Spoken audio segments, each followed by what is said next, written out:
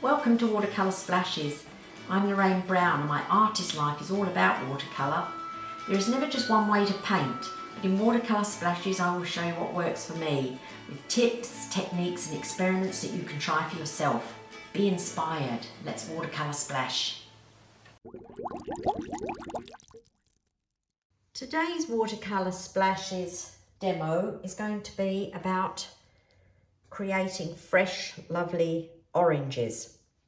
I've talked before in a previous video in testing out purples, and I think even an earlier one on greens, how in watercolour it's actually crucial to understand what all of these tubes of colour that you go out and buy, what the effects are when you mix them to get nice bright secondary colours.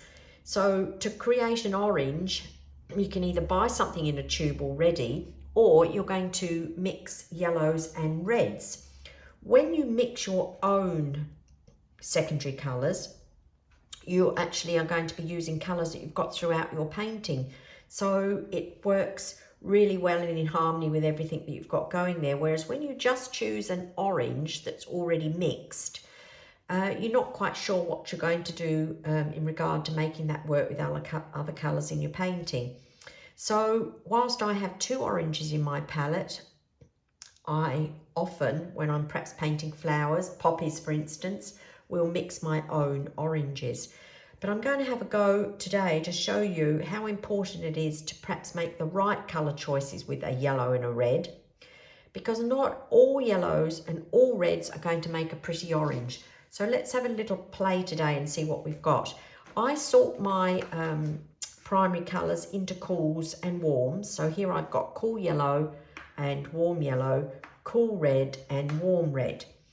And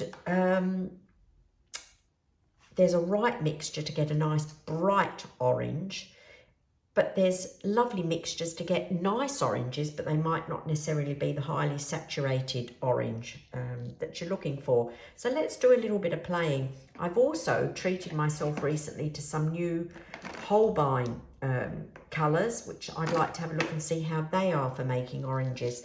So let me work on this little sheet and try and explain what I'm doing as we're going along, and you can try testing out your yellows and reds to see how you can come up with the nicest looking oranges. I quickly gave my yellows and reds in here a little bit of a clean up because they were looking a little bit not particularly nice looking. But I'm just going to put down, first of all, just down the bottom here, two oranges that I have in my palette. So these are tube oranges. So this particular one here is Schminky translucent orange. This is a really nice colour, and you think to yourself, well, why would I bother trying to mix when I can have a lovely colour like that? But sometimes you're already using a red and a yellow in your painting somewhere else, and it's nice to know that it's all going to work well and you're not going to have a different type of mix in there. But that's beautiful.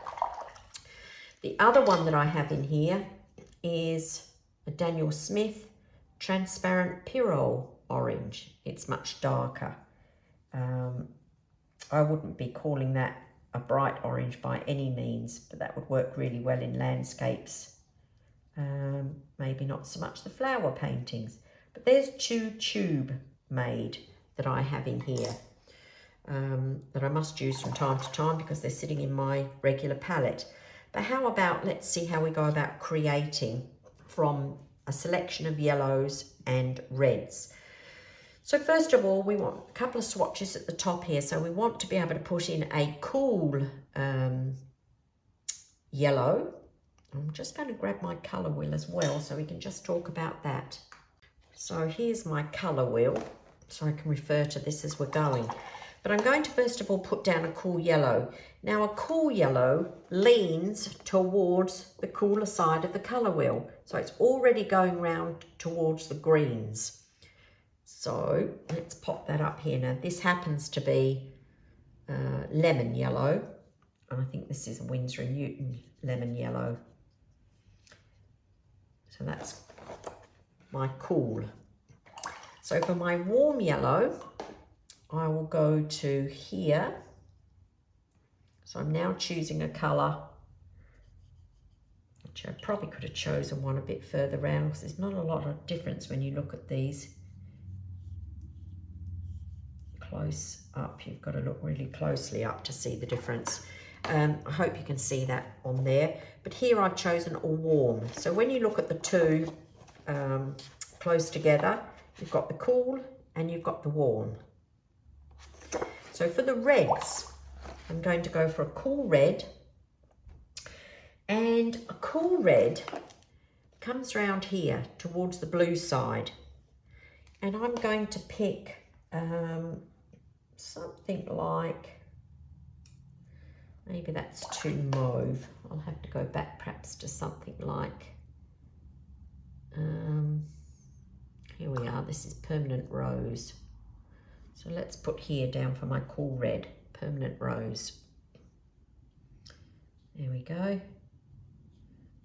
So that's definitely cool. You can see that that is coming around to the cool side of the colour wheel. It's not round here near the warmer yellows and oranges. But for the red, I will put in Scarlet Lake. Sometimes it's not easy to see whether something is cool or warm unless something is next to it that is warmer or cooler than it. But in the makeup of the pigment, how they get them to be cool and warm is whether they've had a little bit of blue added to them or they've had a little bit of yellow added to them. And that's what makes the difference when you're mixing your secondary colours. But when you put things in a painting, it doesn't really matter if you're looking for just a nice orange, like this thing here. But if you're actually looking for a really bright orange, you need to know which is the right combination to mix it bright. All of the others are okay, but only one combination will always guarantee you a bright orange. And that's what we're going to have a little play at here. So taking those four colours on the top, let's wipe that little bit of purple off of there. Oh, and I don't need those two shop bought colours. If I put here a cool yellow, so going back to that lemon yellow, and I put some of this cool red into it, which was that Permanent Rose, I'm sort of making it orange, not particularly bright looking orange. Even if I try putting a bit more yellow into it, it's looking pretty dull looking. But let's do it, pushing it with the warm red. Probably because this is Scarlet Lake, it will probably brighten up because it's a pretty intense red anyway. But that's looking prettier than this one. But you still wouldn't say that was looking anything like this tube orange down here. So now we go with the warm. So this warm yellow, which happens to be Windsor yellow, on here. And again, I'll put in a cool red with it.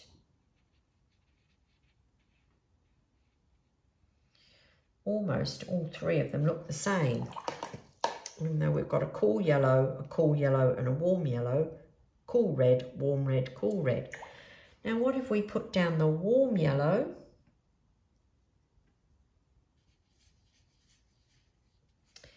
and now we put into it the warm red.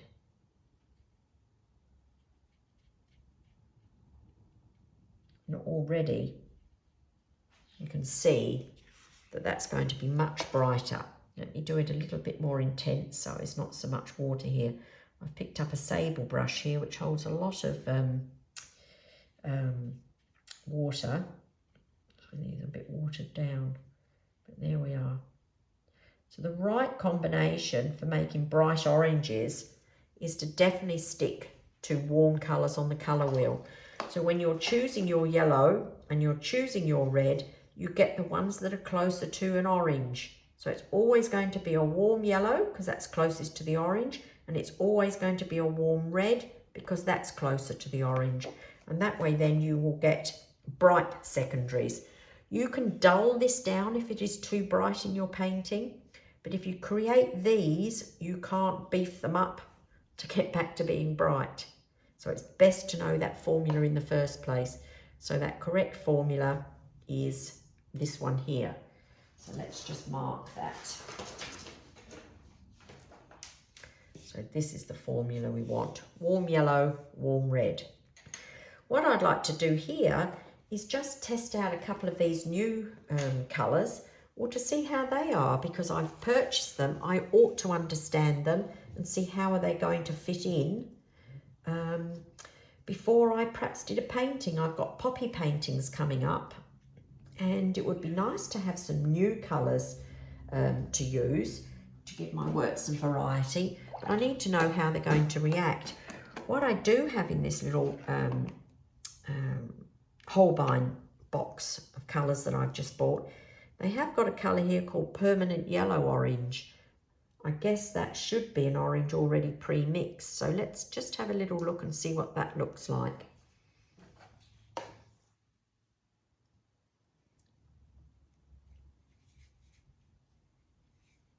It's very, very bright, but it is on the yellow side.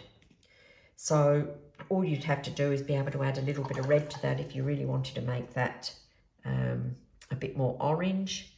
Let's just see if I put a bit of that Scarlet Lake in with it. Yeah, look at that. A beautiful orange. Really nice. So that's mixing the Permanent Yellow Orange with Scarlet Lake. That was my transparent Pierrot Orange. And that was the translucent orange. Okay, so what else have I got in this little pot? I have a yellow and I've got a couple of reds. That's a cool red. That's probably a cool red. And that's a yellow. So let's try these out. So this is Aureolin. Never know how to say that, but that's what I say. This is Pyrrole Red. So I will soon find out whether these are two warm colours, which is what I really do want to get a nice orange. So there's the yellow going down, and into it I put a bit of this red. And you'll always find one colour is much stronger than the other, and you need less of it. But when you're first testing out colours, you don't know which one's going to be the bossy one. But clearly that red is very bossy. It's not bad, but it really should have a bit more yellow. But I think this is telling me that this yellow is on the cool side, because it's not brilliant orange. So I would know if I want a brilliant orange, don't pick this one. And this was with the Pyrrole Red. So not particularly good. So I'm not going to use that for oranges. What if I used, I wanted to test out my reds. Opera is a lovely colour. And I do have opera in here, but this is the Holbein one that I've just bought. What if I picked my stock standard yellow that I use, which is Windsor yellow, and I drop a bit of this opera into it? What am I going to get? Very fluoro looking. Let's put a bit more yellow in. Here we are. So it's a matter of working out who's going to be the boss, having to add a bit more of the other one. That's not bad.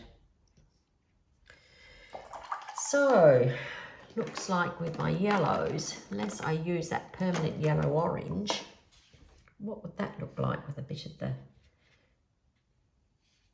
It's already very orange. Looks like it would have very strong covering power because it looks a little opaque. And if I put this ochre into that now,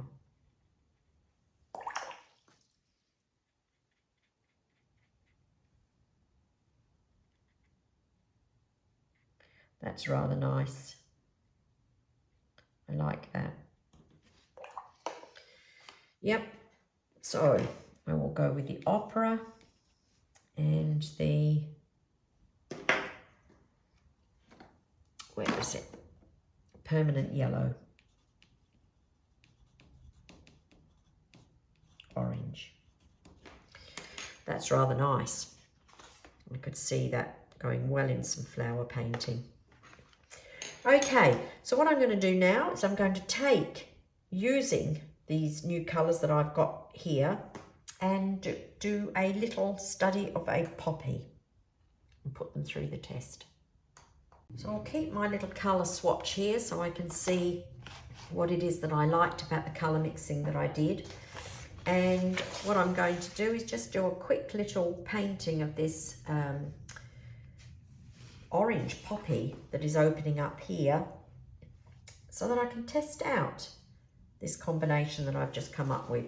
I've got a little scrap piece of paper here that was part of a much bigger painting that didn't make the grade. It looks like it's got enough clean area on it for me to try the opening bud here, and I could just turn it around so I could get the green part up here and use this part down here. The fact that this is already sullied might not be really good to get a bright orange, but this is not really bright, so it probably would work on there, or I could get it down on that side. Now what will I do? Maybe I'll do it here. Even this has had paint on it, but it'll work for a study. So we'll quickly just draw something on here. The bud that's opening. This came out of a little bunch of poppies that I had, and my husband photographed it over the course of a few days and got this opening in different stages of opening. And when you blow it up quite large, it's really interesting to see the it all unfold. There we are, that will do. Maybe that could have been a little bit bigger up there. Let's go with that. So we're really just testing out the oranges here, but I'll be able to see how it plays with a bit of green next to it as well. But I'd like to try out this combination that I used here of that permanent yellow orange with Scarlet Lake in it, or maybe even the opera in there, so I could have two oranges going. So I could put some pink out over here. So this is the opera pink, and it's so fluoro, but it does mix up to be pretty. And this is the Scarlet Lake.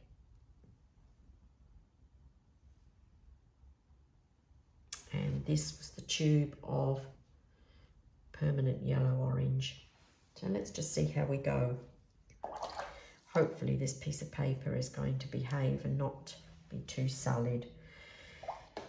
So I think I'll just wet the area that the unfolding petals are in, so that I can drop the colour in and let it do a little bit of playing. Down the base here, it's cooler down here anyway, there, so I'll try and just perhaps keep that just this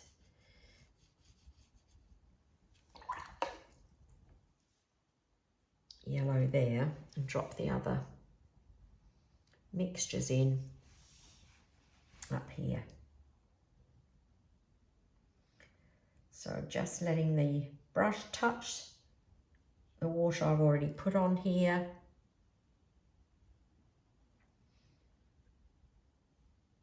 And do a bit of playing itself.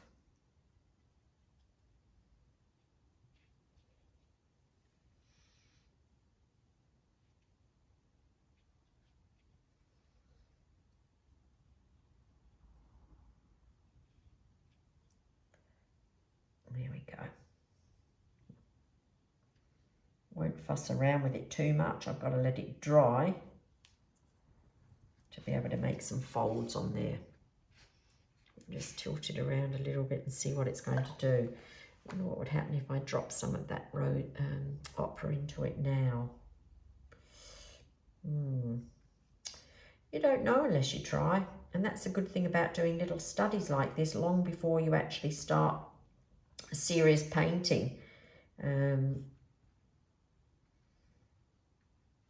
It's best to have a little play on a study and not on the painting, because if you don't like what you've done, it doesn't make any difference. You don't go any further with it. There we are, let's let that dry. I could probably just have a little look at putting some greenery around here. Isn't it interesting how they have all these little spikes on there and they're all over it. When you don't see that so much when they're little, but when it's blown up to be this big, it's a really interesting looking shape. So given I've got that there, I wonder if that's going to make a green. It says it's orange, but this green on here is not a vibrant green. So possibly if I chose one of my blues, let's just see, this possibly might dull down too much. This is French ultramarine blue.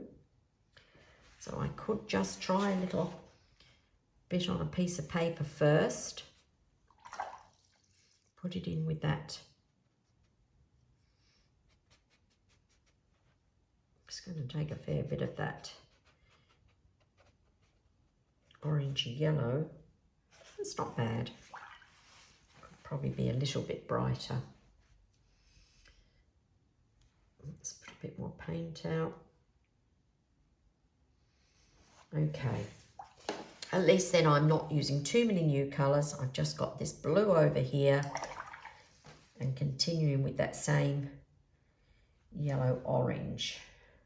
I've gone down on dry paper here. Let me just keep this away from that part of my study.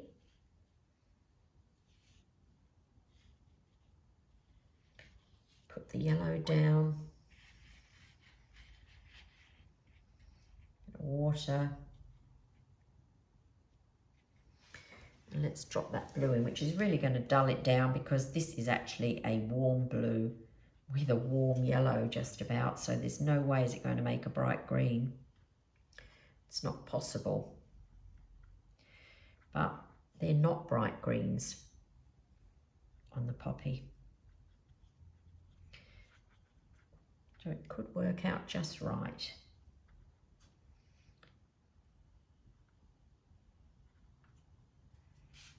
Drop the blue in over here as well. Mix it up with a bit more of the yellow. When you scoop up the paint, a bit from here and a bit from there, when you go to put it down, it's going to go down varied because you can't tell whether you've got more on your brush of the blue, more on your brush of the yellowy orange. So when you put it down, it's going to always look interesting as opposed to going round and round in your palette trying to mix up a colour, a suitable colour. Now can you see I've stayed away from the actual petal part here because I don't want that colour to go in there. I'll have to sneak up on it when it's a bit drier, but I just don't want it to touch. But there is a little white edge to it here anyway, so that helps me keep the colour away. So now all I want is to do a few little spikes on it, the stem, and then come back in to do a little bit of modelling on the orange of the this is not a very good colour for a stem, but I'm not going to mix up another one now. We'll just go with this one.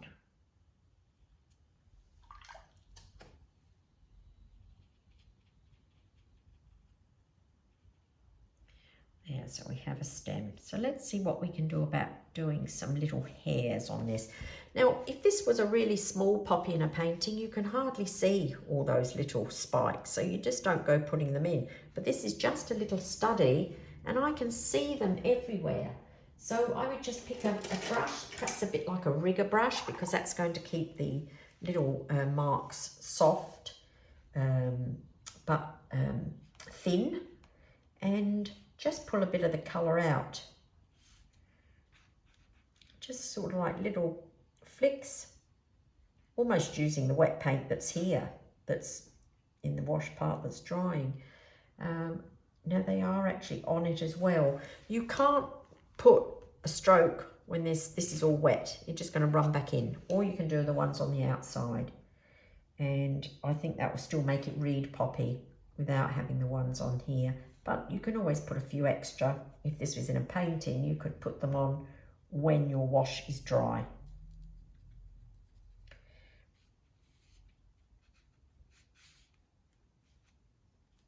And they can be a bit darker. Let's just vary these up a little bit. Just using up what I've got on here. I'll just put a bit of that warmer red into here. This gives a little bit of variety. Okay, how far can we go with this? Really do need this to dry. So I might just put the hairdryer on it and come back and just see about doing a wee bit more modelling in the unfolding petals. Before I dry it, I would just like to show you, hopefully it will work, how to perhaps just lift a little bit out while it's wet. Or really what you're doing is making a little mini bloom into a drying wash here, just to get a couple of veins.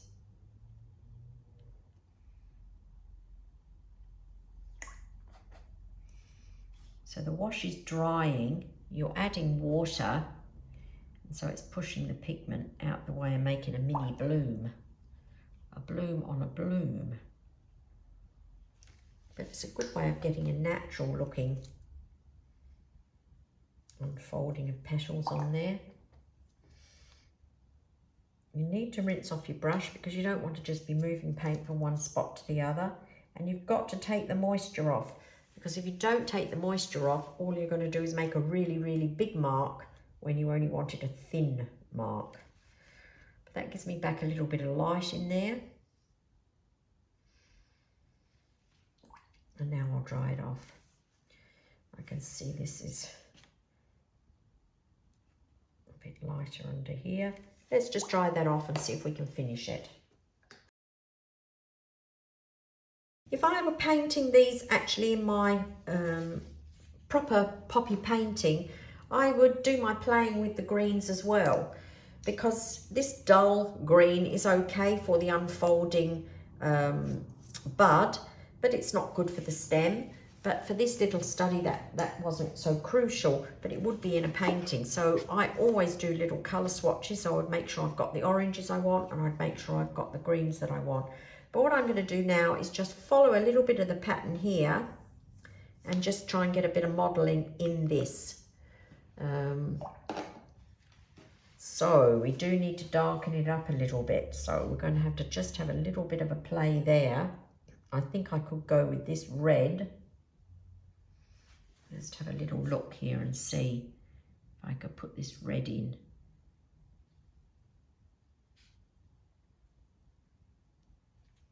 To try and make little fold shapes.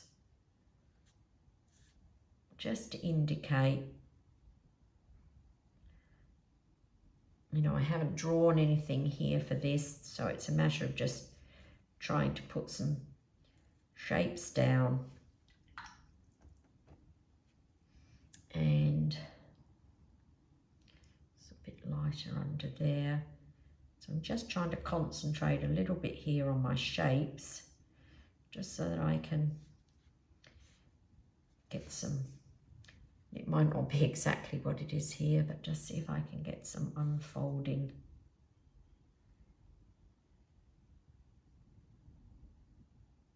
petals. coming a bit closer to this green up here now because it's dry. I've dried it with the hairdryer. You can get a little bit of a dark shape in there. You can still get a bit more of this darker orange coming up here.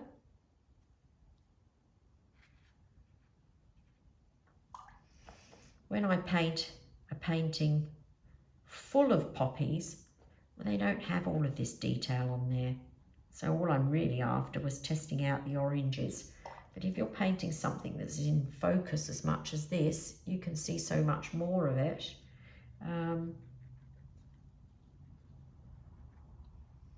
It's good just to see how you're going to model it and try and get it to read what it is that you're after.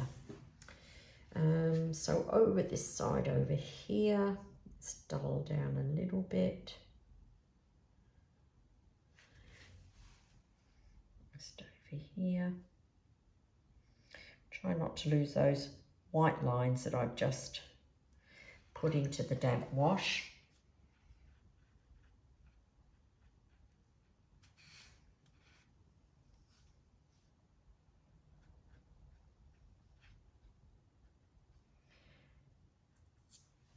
And I need to come a little bit closer.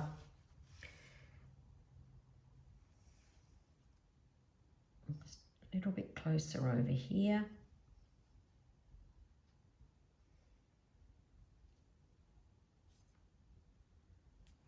A little bit of a mark or two up here.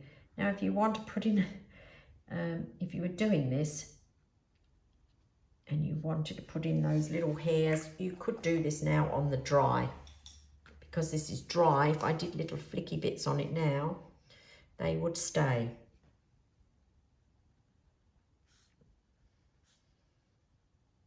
But how many you want to do? Just give an indication that this is a close-up of an opening poppy, and it's got millions of these little hairs all over it.